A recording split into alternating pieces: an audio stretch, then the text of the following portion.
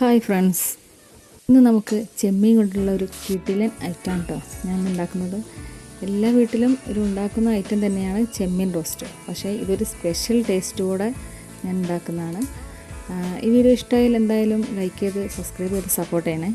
റോസ്റ്റിന് വേണ്ടിയുള്ള ഉള്ളിയും തക്കാളിയും ഇതുപോലെ ചെറുതാക്കി അരിഞ്ഞു വെച്ചു.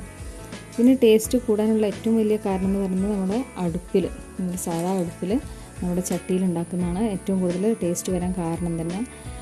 ഇതുപോലെ ഞാനൊരു ചട്ടി വെച്ചു. അതിലേക്ക് കുറച്ച് വെളിച്ചെണ്ണ, അത്യാവശ്യം കുറച്ച് വെളിച്ചെണ്ണ ഒഴിച്ചു. പിന്നെ അതിലേക്ക് സവാള നന്നായി വഴറ്റി വെക്കണം. കുറച്ച് ഉപ്പും കൂടെ ഇട്ട് നന്നായിട്ട് വഴറ്റി വെക്കാം. ആ നേരം കൊണ്ട് നമുക്ക് റോസ്റ്റിന് വേണ്ട ഇഞ്ചി വെളുത്തുള്ളി തയ്യാറാക്കി വയ്ക്കാം.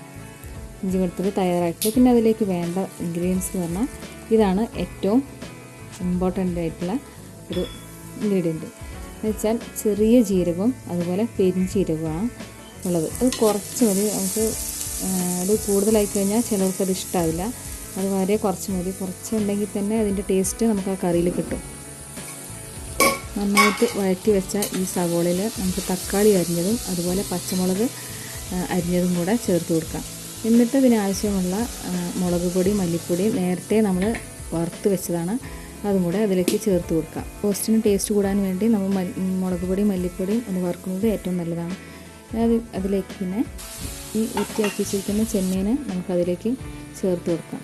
ഒപ്പം കുറച്ച് മഞ്ഞൾപ്പൊടിയും ഉപ്പും ചേർത്ത് ഒരു ഗ്ലാസ് വെള്ളം ഒഴിച്ച് നന്നായി ഇളക്കി യോജിപ്പിച്ചതിന് ശേഷം നമുക്ക് ഒരു മൂടി വെച്ച് അടച്ച് വെച്ച് നന്നായിട്ട് വേവിച്ചെടുക്കാം. ഈ വെള്ളം മുഴുവൻ വറ്റി വരുമ്പോൾ നമുക്ക് നമ്മൾ ചതച്ച് വെച്ചിരിക്കുന്ന ഇഞ്ചി വെളുത്തുള്ളി പേസ്റ്റ്, പിന്നെ ഒപ്പം നമ്മൾ ചതച്ച ആ ജീരകവും പെരിഞ്ചീരകവും അതുപോലെ ചെറിയ ജീരകം കൂടെ ഒപ്പം ചതച്ചിട്ടുണ്ടായിരുന്നു, അതും കൂടെ അതിൽ ചേർത്ത് കൊടുത്ത് നന്നായിട്ട് ഇളക്കി ഒന്നും കൂടെ അടച്ച് വയ്ക്കാം.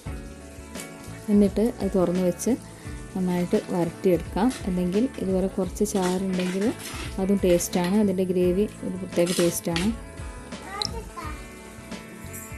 അതുപോലെ ഉപ്പ് നോക്കാൻ എൻ്റെ മോൾക്കാണ് കൊടുത്തത്. അവൾക്ക് ഇതൊക്കെ ഭയങ്കര ഇഷ്ടമുള്ള ഒരു കാര്യമാണ്. അവൾക്ക് ഇഷ്ടമായി. എന്തായാലും